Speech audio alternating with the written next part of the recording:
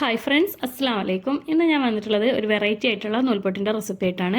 നമ്മൾ മധുരക്കിഴങ്ങ് വെച്ചിട്ടാണ് ഈ ഒരു നൂൽപുട്ട് ചെയ്തെടുക്കുന്നത്. അപ്പോൾ എല്ലാവരും വീഡിയോ ഒന്ന് സ്കിപ്പ് ചെയ്യാതെ കണ്ടു നോക്കുക.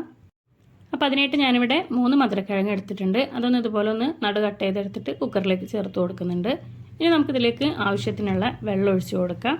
അതുപോലെ തന്നെ ഈ ഒരു കിഴങ്ങിലേക്ക് ആവശ്യമായിട്ടുള്ള ഉപ്പും കൂടെ ചേർത്ത് കൊടുത്ത് ഒരു വിസിൽ അടിക്കുന്ന വരെ നമുക്കിതൊന്ന് വേവിച്ചെടുക്കാം.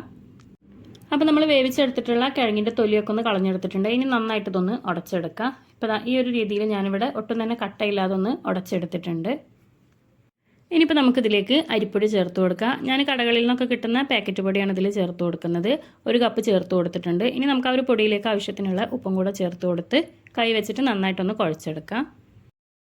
അപ്പോൾ ഇതാ നമ്മൾ ആ ഒരു പൊടിയും കിഴങ്ങും കൂടെ നല്ലപോലെ ഒന്ന് കുഴച്ചെടുത്തിട്ടുണ്ട്. അപ്പോൾ ഇതിൽ നമുക്ക് നന്നായിട്ട് തന്നെ നനവ് കുറവുണ്ട്. അപ്പോൾ നമുക്കിനി നോക്കിയിട്ട് പാകത്തിനനുസരിച്ച് വെള്ളം ഒഴിച്ചു കൊടുത്ത് നന്നായിട്ട് തന്നെ ഒന്ന് കുഴച്ചെടുക്കാം. അപ്പോൾ ഇതാ നമ്മുടെ മാവ് ഈ ഒരു രീതിയിൽ ഞാനിവിടെ കുഴച്ചെടുത്തിട്ടുണ്ട്. ഇനി നമുക്കിതൊന്ന് പീച്ചിയെടുക്കാം. അപ്പോൾ അതിനായിട്ട് ഞാനിവിടെ ഒരു പരന്ന തട്ട് എടുത്തിട്ടുണ്ട്. അതിലേക്ക് നമ്മൾ കുറച്ച് തേങ്ങ ചിരകിയത് ചേർത്ത് കൊടുക്കുന്നുണ്ട്. ഇനി ഇതിൻ്റെ മുകളിലേക്ക് നമ്മൾ കുഴച്ചെടുത്തിട്ടുള്ള ആ ഒരു മാവ് ഇതേപോലെ അച്ചിലിട്ടിട്ടൊന്ന് പീച്ചിയെടുക്കാം. അപ്പോൾ ഇതാ നമ്മളിവിടെ നൂൽപുട്ടൊക്കെ പീച്ചെടുത്തിട്ടുണ്ട്. അത് ഇതുപോലെ ഓരോ തട്ടിലാക്കിയിട്ട് വെച്ച് കൊടുത്തിട്ടുണ്ട്.